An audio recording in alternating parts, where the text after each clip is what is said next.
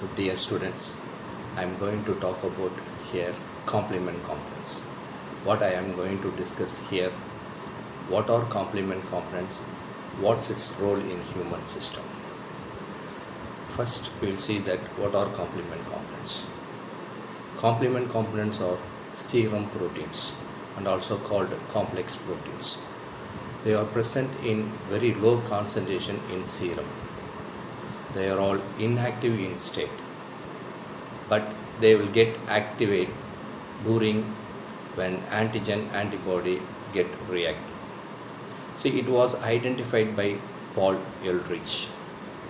So these complex proteins are inactive in state. They are also called beta globins.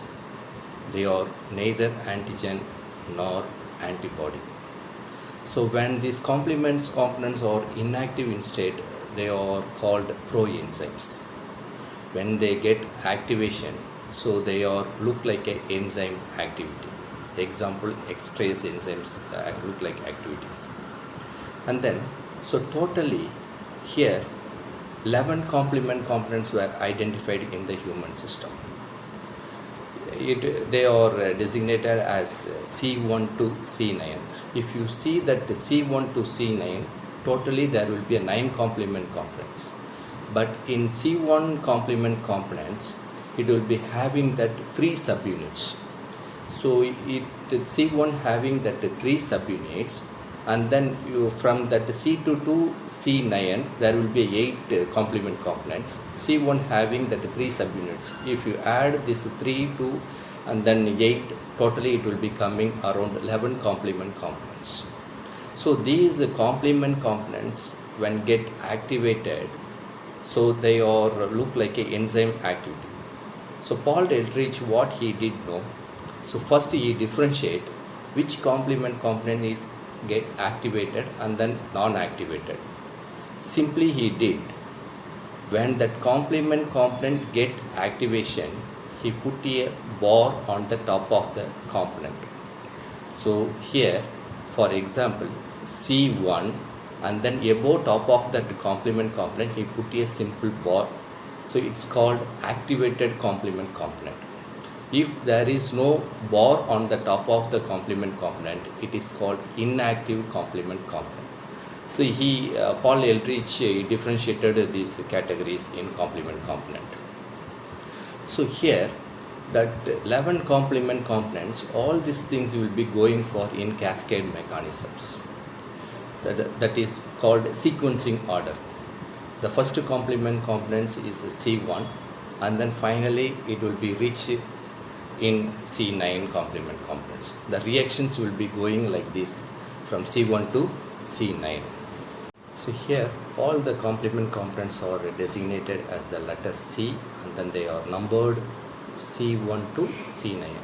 So totally there will be 11 complement components. If you see that C1 to C9, there will be a 9 complement components. But here C1 having 3 subunits. They are C1Q or S. If you add that these 3 subunits to C2 to C9, so C2 to C9 there will be a 8 complement component. C1 having that 3 subunits, 8 plus 3 11. So totally our system having that 11 complement components. Apart from this, some other complement components also involved. So they are B, D, P, H and I. So these are the some complement components also involved in the cascade mechanisms. So now what is the main role of these complement components in our system? They bring that antigen antibody reaction to go for the phagocytosis, that is killing of pathogens. Without complement components there is no eradication or killing of a pathogen in our system. Number 2, they bring or they detoxify the endotoxin of microbes. Number 3, they bring that coagulation of blood by converting prothrombin to thrombin. So these are the 3 main functions doing by complement components. Now see in which pathway all these complement components will be get activated and then to go for the killing of pathogens. So here that is called classical pathway. It's a main pathway located in our system. Some other pathway also located in our system. They are alternative pathway, lectin pathway. But now what we are going to see now, how these complement components are activated in classical pathway. So in classical pathway, so there will be a 11 complement components are involved from C1 to C9. C1 having that 3 subunits, C1Q or S. So what will happen now in first step, when that antibody identified that antigen, it binds on the surface of the antigen. So that is called antigen antibody reaction. Once this reaction will be over, now that C1 of the 3 subunits, C1Q or S, here that C1 binds on the surface of the antibody. Antibody having that specific binding site, that is called FC region or FC binding site. So that the C1 complement component having that attraction to the FC portion located on the antibody, now it will be binds on the surface of the antibody. So what will happen now that C1 binds on the surface of the antibody. So these C1 act on the next 2 complement components. Number 1 C2 and then C4. So here whenever these complement component or get activated, what will happen, they will be go for fragmentations. 2 fragments will be removed. One is called larger fragment, another one is called smaller fragment. Here larger fragments are involved in the cascade mechanism. Smaller fragments will be accessed out or removed out, but they are involved in the local inflammatory response. They will bring that allergy reactions also. And then here first we will see that how that C2 will be breaks. So here that C2 components go for the fragmentation by the activation of C1 complement component, and then 2 fragments will be getting. One is called a larger fragment, another one is called a smaller fragment. That larger fragments named as C2A, and the smaller fragments named as C2B. So here that C2B will be removed out, and then C2A involved in the cascade mechanism. Likewise that C4 complement components also get activated by C1 complement components. Now that C4 complements go for that fragmentation, it will be give that 2 fragments, that is called C4A and then C4B. So these C4B involved in the cascade mechanism, and then C2B removed out. That means it will be involved in the local inflammatory response.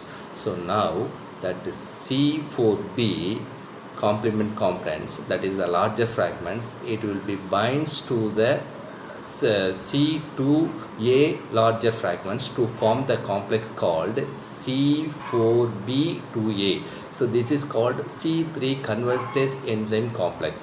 So these enzyme complex act on that next complement components called C3. That C3 also go for fragmentation. It will be give that larger and then smaller fragments. Here that larger fragments is called C3B. It will be involved in the cascade mechanism. So this C3B combines with C4B2A complex to form C4B2A3B complex called C5 convertase enzyme complex. This C5 convertase enzyme complex act on that next complement components called C5. So now that the C5 complement components get activated, again it will be go for that fragmentation. It will be give that 2 fragments. One is larger fragments and the another one is called smaller fragments. That larger fragments is called C5B. It will be involved in the cascade mechanism. Likewise, so finally what will happen now, there will be a C5B and then C6, 7, 8, 9. All these complement components are get together to form a complex. So these complex break that surface of the microbes which is attached on the surface of the antibody. So likewise, these complement components are activated and then disrupt or destroy the pathogens located on the surface of the antibody. So this is the complement components classical pathway.